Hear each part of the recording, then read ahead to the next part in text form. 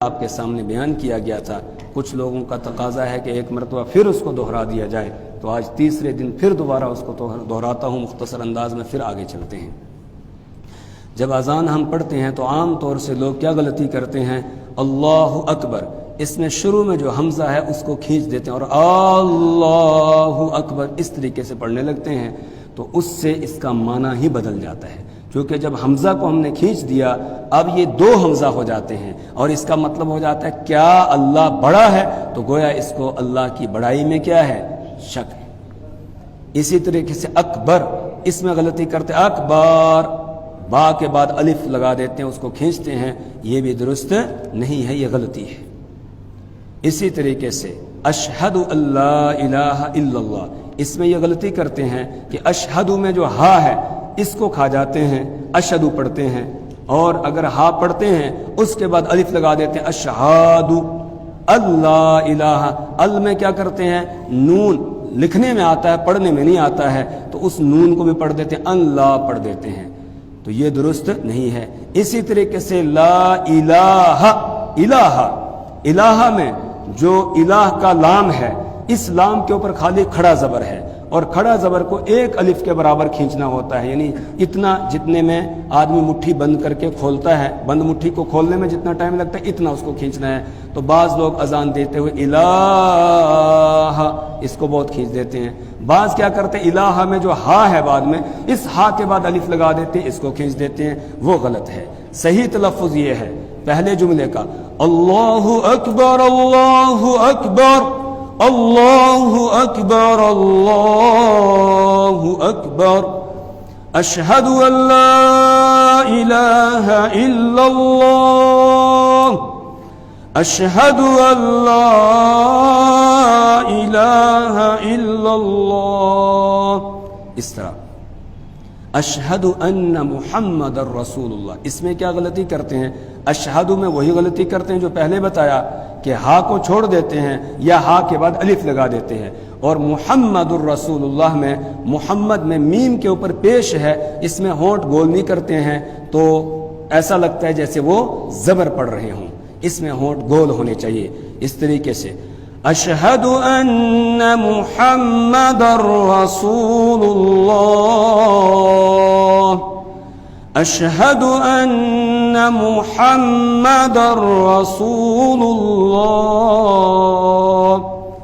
بعض کیا کرتے ہیں کہ رسول میں جو سین کے بعد واو ہے، اس واو کو سین کو بہت کھینچتے ہیں، رسول اللہ ایسے پڑھ دیتے ہیں، یہ رسول میں جو غلطی کرتے ہیں، تو یہ اس میں بھی صرف ایک الف کے برابر کھینچنا ہے، محمد الرسول اللہ محمد الرسول اللہ، اس طرح۔ حی علی الصلاۃ، اس میں کیا غلطی کرتے ہیں؟ حی میں ہا ہے، ہا کے بجائے ہا پڑھ دیتے ہیں، یا کے اوپر تشدید نہیں لگاتے ہیں، یا کے بعد الف پڑھ دیتے ہیں، یعنی حیا حیا۔ اور علی الصلاۃ میں جو علا ہے اس کا عین جو ہے اس کو الف سے حمزہ سے بدل دیتے ہیں، عین اچھے طریقے سے نکالتے نہیں ہیں، تو اس کا بھی صحیح تلفظ یہ ہے حی علی الصلاۃ حی علی الصلاۃ۔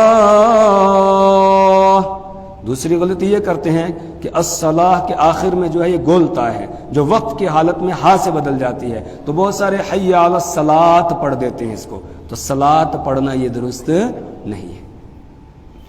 حی علی الفلاح، اس میں حیا میں وہی غلطی کرتے ہیں جو ابھی بتائی گئی کہ ہا کو ہا سے بدل دیتے ہیں، یا پر تشدید نہیں پڑھتے ہیں اور بعد میں الف لگا دیتے ہیں۔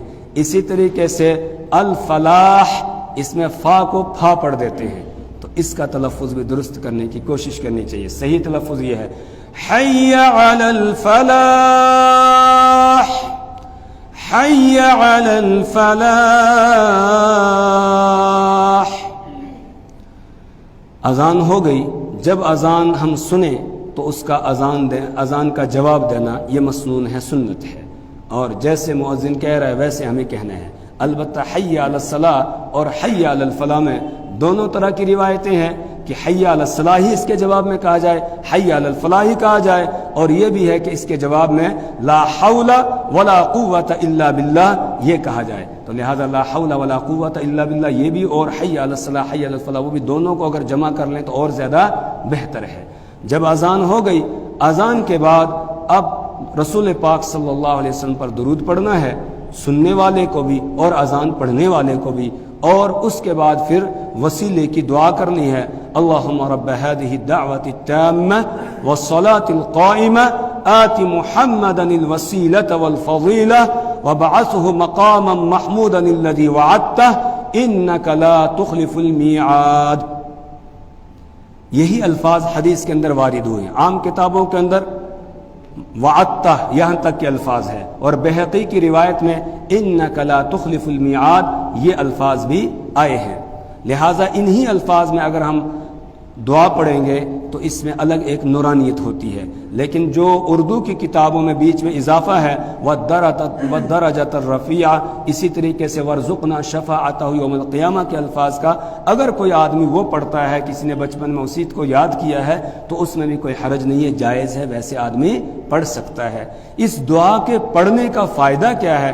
رسول پاک صلی اللہ علیہ وسلم نے فرمایا جو آدمی اذان کے بعد یہ دعا پڑھتا ہے حلت لہ شفاعتی، اس کے لیے میری شفاعت ثابت ہو جائے گی، یعنی قیامت کے دن اس کو میری شفاعت نصیب ہوگی، وہ شفاعت کا مستحق ہو جائے گا، میدان محشر میں اس کی سفارش کروں گا، شفاعت کروں گا۔ اس لیے ہمیں پابندی کے ساتھ یہ دعا پڑھنی چاہیے۔ اذان ہو گئی، اذان کے بعد پھر آگے اقامت ہے۔ اقامت میں بھی وہی الفاظ دہرائے جائیں گے جو اذان میں ہے۔ ہاں ایک بات فجر کی اذان کے حوالے سے رہ گئی، فجر کی اذان میں حی علی الفلاح کے بعد اضافہ ہے الصلاۃ خیر من النوم کا، 2 مرتبہ یہ کہا جائے گا، اور اس کے جواب میں فقہ نے لکھا ہے کہنا چاہیے صدقتا و بررتا، تو نے سچ کہا اور تو نے نیکی کا کام کیا۔ الصلاۃ خیر من النوم کہ نماز نیند سے بہتر ہے، اور اس جملے کے اذان میں شامل ہونے کے حوالے سے روایات میں یہ لکھا ہے کہ ایک مرتبہ حضرت بلال رضی اللہ تعالیٰ عنہ رسول پاک صلی اللہ علیہ وسلم کو نماز کے وقت کی اطلاع دینے کے لیے آئے کہ یا رسول اللہ جماعت کا وقت ہو گیا ہے، صحابہ آ گئے ہیں۔ تو آپ صلی اللہ علیہ وسلم فجر کی سنتیں پڑھنے کے بعد تھوڑا لیٹ جاتے تھے، تو آپ کو نیند پڑ گئی تھی۔ تو حضرت عائشہ رضی اللہ تعالی عنہ نے جواب دیا، جب حضرت بلال رضی اللہ عنہ نے فرمایا کہ نماز کا وقت ہو گیا یا رسول اللہ، تو انہوں نے جواب دیا کہ والرسول نائم، کہ رسول پاک صلی اللہ علیہ وسلم تو سو رہے ہیں۔ اس پر حضرت بلال رضی اللہ تعالی عنہ نے کہا الصلاۃ خیر من النوم کہ نماز نیند سے بہتر ہے۔ تب تک رسول پاک صلی اللہ علیہ وسلم بیدار ہوئے۔ حضرت عائشہ رضی اللہ تعالیٰ عنہ نے سنایا کہ حضرت بلال نے ایسا کہا۔ آپ نے حضرت بلال کو بلایا اور فرمایا کہ اب فجر کی اذان میں اس جملے کو شامل کر دو۔ اس کے بعد پھر فجر کی اذان میں یہ جملہ بڑھا دیا گیا الصلاۃ خیر من النوم کا۔ اقامت میں اذان کے جو کلمات ہیں انہی کو دہرایا جائے گا، البتہ حی علی الفلاح کے بعد قد قامت الصلاۃ، قد قامت الصلاۃ اس کا اضافہ ہے۔ روایات میں جو الفاظ اقامت کے آتے ہیں تو اس میں تھوڑا سا اختلاف ہے، کچھ روایات میں کم الفاظ آئے ہیں۔ وہ کیا ہے؟ اللہ اکبر اللہ اکبر، اشہد ان لا الہ الا اللہ، اشہد ان محمد رسول اللہ، حی علی الصلاۃ، حی علی الفلاح، قد قامت الصلاۃ، قد قامت الصلاۃ، اللہ اکبر لا الہ الا اللہ۔ یہ الفاظ بھی ہیں۔ امام شافعی رحمہ اللہ نے انہی الفاظ کو اختیار کیا ہے، اس لیے جن لوگوں نے حج اور عمرہ کیا ہے ان کو پتہ ہے کہ وہاں جب اقامت پڑھتے ہیں تو یہی الفاظ پڑھتے ہیں، اور دوسری روایات میں ویسے ہی الفاظ ہیں جیسے اذان کے ہیں، 2 مرتبہ۔ البتہ ان کے پڑھنے کا انداز جو ہوگا وہ اذان کی طرح نہیں ہوگا۔ اذان میں ہر جملہ ہم الگ الگ پڑھتے تھے، اللہ اکبر سانس توڑ دیتے تھے، اسی طرح اشہد ان لا الہ الا اللہ سانس توڑ دیا، پھر دوسری مرتبہ پڑھتے اشہد ان لا الہ الا اللہ، لیکن اذان پڑھتے ہوئے دونوں جملوں کو ایک سانس میں ادا کرنا ہے، اس طریقے سے اللہ اکبر اللہ اکبر اللہ اکبر اللہ اکبر، اشہد ان لا الہ الا اللہ، اشہد ان لا الہ الا اللہ، أشهد أن محمد رسول الله أشهد أن محمد رسول الله حي على الصلاة حي على الصلاة حي على الفلاح حي على الفلاح قد قامت الصلاة قد قامت الصلاة الله أكبر الله أكبر لا إله إلا الله. یہ طریقہ ہوگا الفاظ کو ادا کرنے کا اقامت میں. یعنی جو مماثل کلمات ہیں ڈبل ڈبل ہیں ان کو دونوں کو ایک سانس میں کہنا ہے. اور جس طرح اذان پڑھتے ہوئے حی علی الصلاۃ اور حی علی الفلاح میں گردن کو دائیں جانب حی علی الصلاۃ میں اور حی علی الفلاح میں بائیں جانب گھمائیں گے تو اسی طریقے سے اقامت میں بھی گردن کو گھمانا ہے.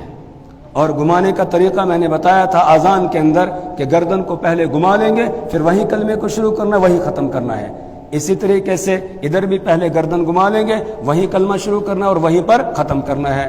یعنی کانوں میں انگلی رکھ کے شروع سے ہی اور اس طریقے سے حی علی الصلاۃ حی علی الصلاۃ حی علی الفلاح حی علی الفلاح. اذان میں تو اس طریقے سے گھمائیں گے. اقامت میں گردن کو گھما لیا ایسے یہی شروع کیا حی علی الصلاح حی علی الصلاح حی علی الفلاح حی علی الفلاح. اس طریقے سے اقامت میں بھی گردن کو گھمانا یہ مستحب ہے اور مسنون بھی لکھا ہے. تو اقامت میں بھی اقامت کا بھی جواب ہے. جس طرح اذان کا جواب ہے اسی طریقے سے اقامت کا بھی جواب ہے. اور جب اقامت پڑھنے والا قد قامت الصلاح قد قامت الصلاح کہتا ہے تو اس کے جواب میں یہ کہنا ہے اقامہ اللہ و ادامہ اقامہ اللہ و ادامہ. اللہ اس کو قائم رکھے اور اس کو دائم رکھے. یہ گویا ہم دعا کرتے ہیں اس کے جواب میں. باقی الفاظ وہی دہرائیں گے جو اقامت پڑھنے والا دہرا رہا ہے. اذان اور اقامت ان دونوں کے بیچ میں کتنا فاصلہ ہونا چاہیے کتنا وقفہ ہونا چاہیے. ترمذی شریف کی روایت ہے اللہ کے رسول صلی اللہ علیہ وسلم نے فرمایا اجعل بین اذانک و اقامتک. اذان اور اقامت کے درمیان اتنا فاصلہ کرو کہ یہاں تک کہ کھانے والا کھانے سے فارغ ہو جائے اور جو بیت الخلاء میں گیا ہے وہ وہاں سے فارغ ہو کے وضو کر کے آ جائے اور جو گھر میں ہے وہ نماز کی تیاری کر کے آ جائے. اتنا فاصلہ ہونا چاہیے. مغرب کے علاوہ باقی نمازوں میں تو الحمدللہ ہمارے یہاں فاصلہ ہوتا ہے. اذان اور اقامت کے درمیان تھوڑا سا ہم فصل کرتے ہیں وقفہ کرتے ہیں اس کے بعد اقامت کہی جاتی ہے تب تک لوگ آ جاتے ہیں. لیکن مغرب میں وقفہ بالکل ہم کرتے نہیں ہیں. ادھر اذان ختم ہوئی اور ادھر اقامت شروع کر دیتے ہیں. نہیں, مغرب میں بھی تھوڑا سا وقفہ کرنا چاہیے. یہاں ہم کیوں سمجھ لیتے ہیں کہ سارے لوگ اس وقت مسجد میں ہوں گے. بہت سارے ایسے ہیں جو اپنے کام میں لگے ہوئے تھے, مؤذن کی آواز کان میں پڑی, اب ان کو پتہ چلا اب وہ آئیں گے تو جب تک وہ پہنچیں گے تب تک 1 رکعت 2 رکعتیں نکل چکی ہوگی. اس لیے مغرب کی نماز میں بھی 1-2 منٹ کا زیادہ فاصلہ مغرب میں نہیں, چونکہ مغرب کا وقت کم ہے تو 1-2 منٹ کا فاصلہ بلکہ 3 منٹ کا فاصلہ مغرب میں بھی رکھ لینا چاہیے تاکہ جو متنبع نہیں تھا اور جیسے اذان ہوئی وہ متنبع ہوا اب وہ آ سکے اور جماعت کے اندر شریک ہو جائے اور اس کی جماعت یا تکبیر اولیٰ نہ چھوٹنے پائے. جس طرح رمضان میں ہم فاصلہ کرتے ہیں وقفہ کرتے ہیں اسی طریقے سے عام دنوں میں بھی تھوڑا سا وقفہ ہونا چاہیے. 2 منٹ کا 2 سے 2.5 منٹ کا ہوا. حضرت بلال نے اقامت شروع کرنا, جس نے اذان پڑھی یہ اس کا حق ہے, اسی کو پڑھنے دو اقامت. ہاں اگر وہ اذان پڑھنے والا خود کسی کو اجازت دے دے کہ میری طرف سے آپ اقامت پڑھیے تو پھر آدمی کو پڑھنی چاہیے, ورنہ یہ اسی کا حق ہے جس نے اذان پڑھی ہے. اقامت کے وقت کب کھڑے ہوں گے اس سلسلے میں افراط اور تفرید سے کام لیا جا رہا ہے.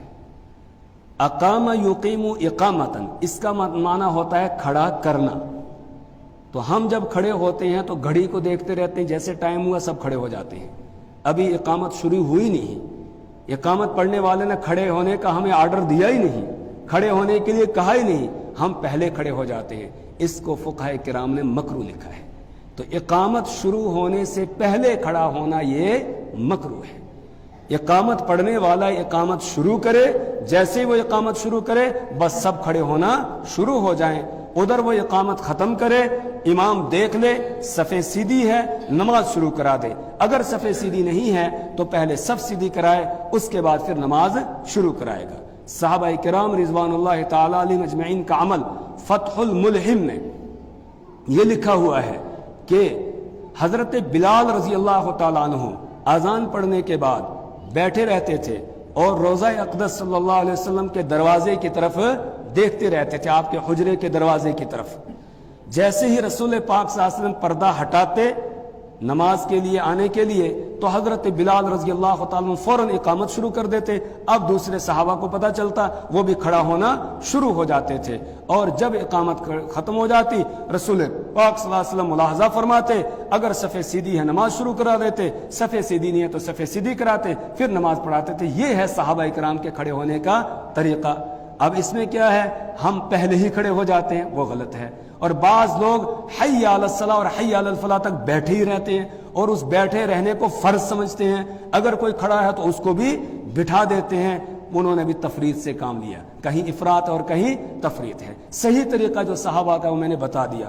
فقہاء کرام نے جو لکھا ہے حی علی الصلاۃ اور حی علی الفلاح پر کھڑے ہونے کی بات جو لکھی ہے، اس کے بارے میں علامہ طحطاوی رحمہ اللہ انہوں نے یہ نقل کیا ہے، اس کا مطلب یہ ہے کہ حی علی الصلاۃ سے پہلے پہلے کھڑے ہو جانا ہے، حی علی الصلاۃ کے بعد بیٹھنا جائز نہیں ہے، حی علی الصلاۃ سے پہلے پہلے کھڑے۔ اس کا مطلب یہ نہیں ہے کہ پہلے بیٹھے ہی رہیں اور حی علی الصلاۃ پر ہی کھڑے ہوں، نہیں، بلکہ پہلے سے کھڑے ہونا شروع ہو جائیں، حی علی الصلاۃ کے بعد بیٹھنے کی اجازت نہیں ہے۔ اور اسی طریقے سے فقہاء نے یہ بات بھی لکھی ہے کہ اصل میں تعلق کھڑے ہونے کا وہ امام کے ساتھ ہے، اگر امام پہلے سے مسجد میں موجود ہے، اقامت شروع ہوتے ہی لوگ کھڑے ہو جائیں، اور اگر امام پہلے سے موجود نہیں ہے تو امام اگر سامنے سے آ رہا ہے، جیسے امام پر لوگوں کی نظر پڑے تب کھڑے ہوں، اس سے پہلے کھڑے نہ ہوں، چاہے آدھی اقامت ہوگی تب بھی کھڑے نہ ہوں، امام پر نظر پڑے پھر کھڑے ہوں۔